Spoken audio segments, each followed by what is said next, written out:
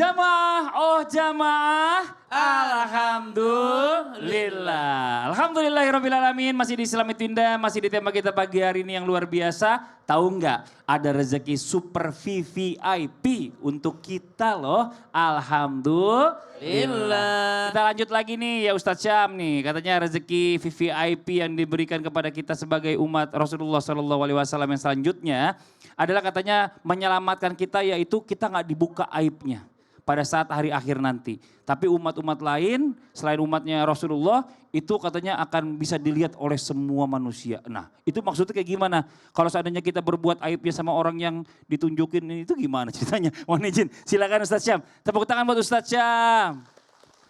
Terima kasih Bang Fadli Tabe Guruku Ustadz Maulana Habib Utsman, para alim ulama yang dimuliakan Allah Subhanahu wa taala. Rezeki VVIP selanjutnya adalah ditutupnya aib kita oleh Allah Subhanahu wa taala meskipun setiap hari kita berdosa kepada Allah Subhanahu wa taala dan kita berbuat kesalahan kepada manusia, kepada diri sendiri, kepada keluarga, tapi Allah tetap menutupnya karena Allah punya nama yakni Sattar, ya Sattar, wahai yang Maha menutupi. Ustur uyubana bisitrikal jamil, ya Allah tutupilah daripada aib kami dengan penutupmu yang begitu indah. Subhanallah, ada ayat dalam Al-Quran dalam surah Al-A'raf ayat 22. Ba'da qul a'udzu billahi minasyaitonir rajim.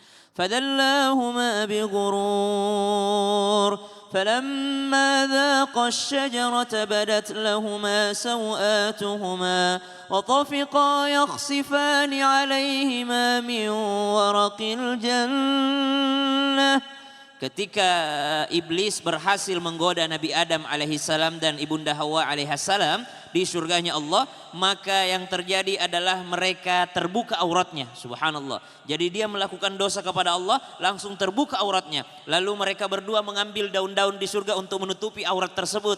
Ini subhanallah, begitu indah kisah yang dituangkan Allah dalam surah Al-A'raf ini. Ketika seseorang terbuka auratnya, malu dia tutupi. Zaman sekarang ada orang sengaja membuka auratnya. Sengaja membuka padahal sudah dikasih fasilitas pakaian oleh Allah Subhanahu wa taala. Sengaja membuka aibnya, dosanya, dia pamerkan dosanya sehingga yang tak berdosa yang malu melihatnya. Aduh malu banget melihatnya. Padahal yang berdosa tak malu, yang berdosa tak malu, yang tidak berdosa justru merasa malu. Padahal Allah Subhanahu wa taala memberikan kisah ini agar seorang manusia malu berdosa kepada Allah Subhanahu wa taala. Nah, kelebihannya umat Muhammad sallallahu alaihi wasallam ketika dia berdosa tidak langsung terbuka aibnya.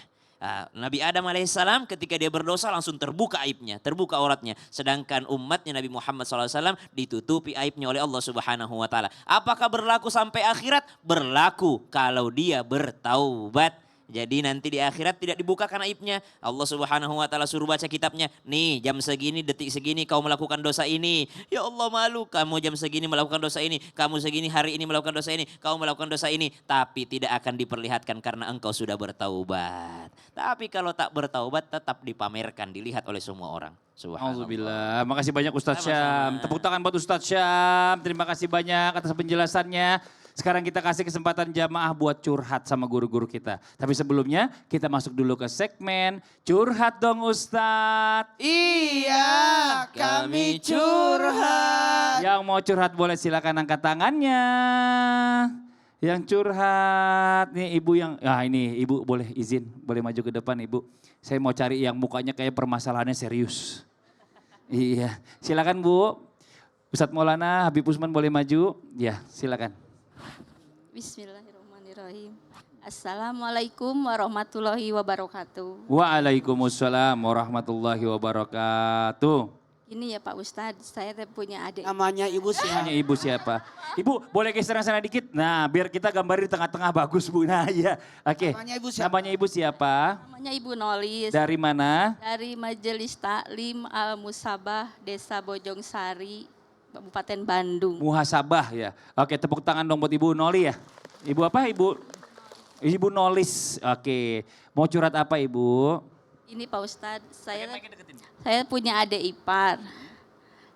Istrinya teh adik saya.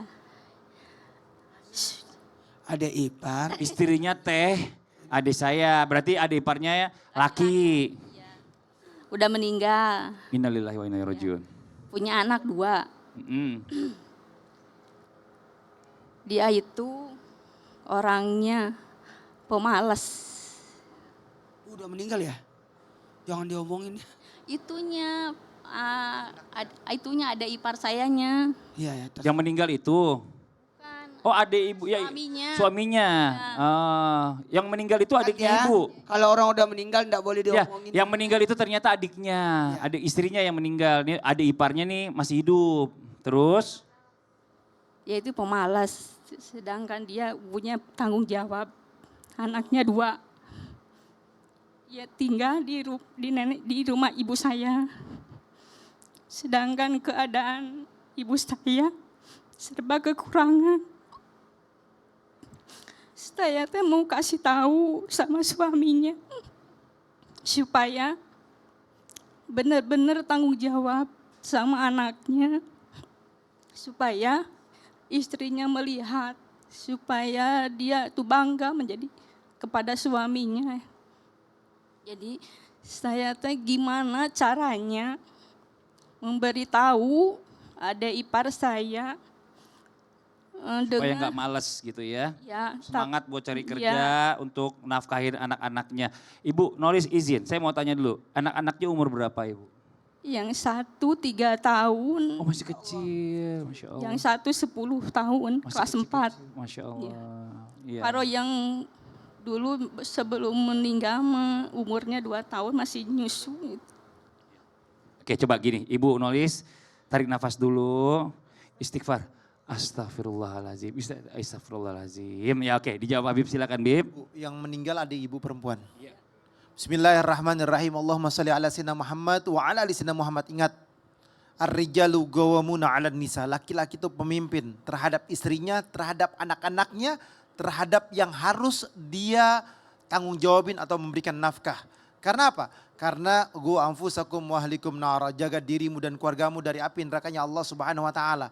Bapak mencontohkan terhadap anak-anaknya. Kalau bapaknya malas, bapaknya nggak mau bekerja, bapaknya nggak mau ikhtiar, nggak mau silaturahmi, nggak mau untuk mencarikan nafkah kepada anak-anaknya yang masih membutuhkan, maka bapaknya berdosa. Kenapa? Anak menjadi tanggung jawab terhadap bapaknya. Oleh karena itu janganlah kalian mengandalkan kepada mertua kalian, kepada ipar kalian, kepada saudara kalian, keluarga kalian, tapi ikhtiar. Ikhtiar. Kalau kalian ikhtiar, kalian berusaha, tapi kalian belum dapat, ada yang bantu, alhamdulillah, bersyukur kepada Allah. Tapi kalau misalnya kalian tidak mau berikhtiar, apa kata saudara kalian, keluarga kalian? Oleh karena itu, tanggung jawab nomor 1 adalah mencari ridhonya Allah. Bentuk mencari ridhonya Allah adalah berusaha. Bentuk mencari ridhonya Allah adalah berharap untuk bisa memberikan nafkah. Ketika bapak tersebut angkat tangan, minta kepada Allah, berusaha, pasti Allah akan memberikan rezeki terhadap anak tersebut dan bapak tersebut. Wa ma min dabatin fil ardi illa 'alallahi rizquha wa ya'lamu mustaqarraha wa mustadaha kullun fi kitabim mubin. Binatang melata nggak bisa bergerak aja dikasih rezeki sama Allah. Betul. Apalagi bapak yang bisa bergerak, yang bisa jalan, yang bisa Allah. ikhtiar. Masya Allah. Tuh, jadi gini, kita kadang-kadang hidup itu kita mencontoh orang yang baik. Maksudnya dari orang yang baik itu kita contoh. Ada juga banyak duda-duda di luar sana gitu. Tapi dia berhasil mendidik anaknya, menafkahi anaknya. Silakan dijawab Pak. Pak Duda, Iya, enggak sejawab Pak doang. Iya. dengerin buat semuanya. Tadi sudah jelas yang dijelaskan oleh Habib tentang kewajiban seorang laki-laki yang disebut adalah sebagai suami, yang disebut sebagai ayah.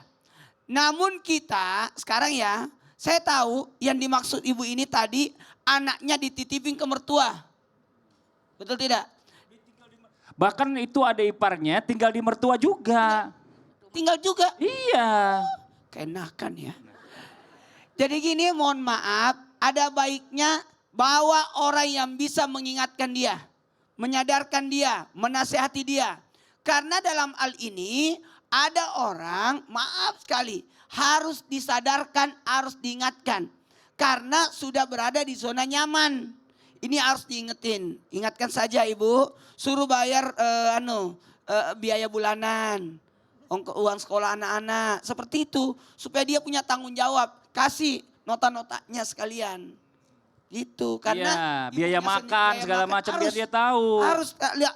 Ya kamu yang menanggung ini, bayar ini. Jadi dia supaya bisa tanggung jawab. Bayar listrik, ya, beli beras, kasih tahu tuh semua bornya. Nah setiap bulan itu harus cari uang segini buat Ya. anak kamu gitu ya. Itu diingetin aja, karena Gitu, mungkin dia Ibu tidak Nolis. sadar kali, lupa. Oke, terima kasih banyak Ibu Nolis. Ibu Nolis ini aja. Terima kasih banyak juga buat semua jamaah, baik yang di studio ataupun yang di rumah. Demikianlah perjumpaan kita hari ini. Semoga apa yang disampaikan oleh guru-guru kita dijadikan ilmu yang bermanfaat untuk kita semuanya. Amin. Sekali lagi mohon maaf atas segala kekurangan. Wallahu muwaffiq ila aqwamit thoriq. Wassalamualaikum warahmatullahi wabarakatuh.